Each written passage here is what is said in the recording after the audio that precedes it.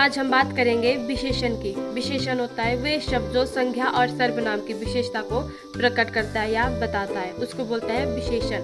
विशेषण होता है 4 प्रकार के। पहला होता है गुणवाचक विशेषण, दूसरा होता है परिमाणवाचक विशेषण, तीसरा होता है संख्यावाचक विशेषण और चौथा होता है सर्वनामिक विशेषण या संकेतवाचक विशेषण।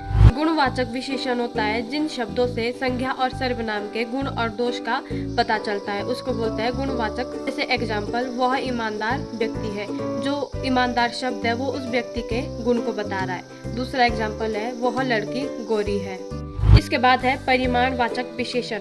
परिमाणवाचक विशेषण होता है जो विशेषण किसी वस्तु के मापतोल अथवा परिमाण का बोध करवाता है, उसको बोलते हैं परिमाणवाचक विशेषण।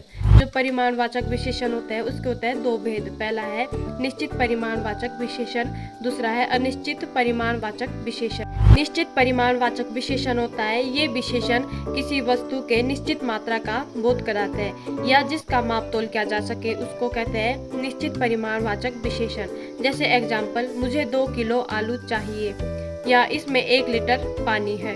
अनिश्चित परिमाणवाचक विशेषण होता है वे विशेषण जो किसी वस्तु की निश्चित मात्रा का बोध न करवाएं, बल्कि वे मात्रा को अनिश्चित या अनुमानित रूप से व्यक्त करें, या हम कह सकते हैं कि जिसका मापतोल ना किया जा सके उसे अनिश्चित परिमाणवाचक विशेषण कहते हैं। जैसे एग्जाम्पल, थोड़ा सा दूध दे दीजिए या कुछ किताबें मेरे पास है। इसके बाद है संख्यावाचक विशेषण। संख्यावाचक विशेषण होता है जिससे संख्या या सर्वनाम की संख्या का बोध हो, उसे संख्यावाचक विशेषण कहते हैं। जैसे एग्जाम्पल, 5 लड़के दौड़ रहे हैं या मैंने अंग्रेजी में 75 अंक हासिल किए हैं। इसके भी 2 भेद है। पहला है निश्चित संख्यावाचक विशेषण, दूसरा है अनिश्चित संख्यावाचक विशेषण। निश्चित संख्यावाचक विशेषण होता है जिसमें निश्चित संख्या का बोध हो, उसे निश्चित संख्यावाचक विशेषण कहते हैं। जैसे एग्जाम्पल, 2 पुस्तकें या 500 रुपए या 4 लड़के। और अनिश्चित संख्यावाचक विशेषण होता है जिसमें निश्चित संख्या का बोध ना हो, उसे अनिश्चित संख्यावाचक विशेषण कहते हैं। जैसे एग्जाम्पल, कुछ लड़के या कुछ चित्र या बहुत से लोग। इसके बाद है सर्वनामिक विशेषण। सर्वनामिक विशेषण होता है जो सर्वनाम शब्द संज्ञा से पहले आकर उसकी विशेषता को प्रकट करता है, उसे सर्वनामिक विशेषण कहते हैं। जैसे एग्जाम्पल, यह लड़की अच्छा गाती है, जिसमें लड़की शब्द है वो है संज्ञा और जो यह है वो है सर्वनाम। इसके बाद हम बात करेंगे प्रविशेषण के बारे में।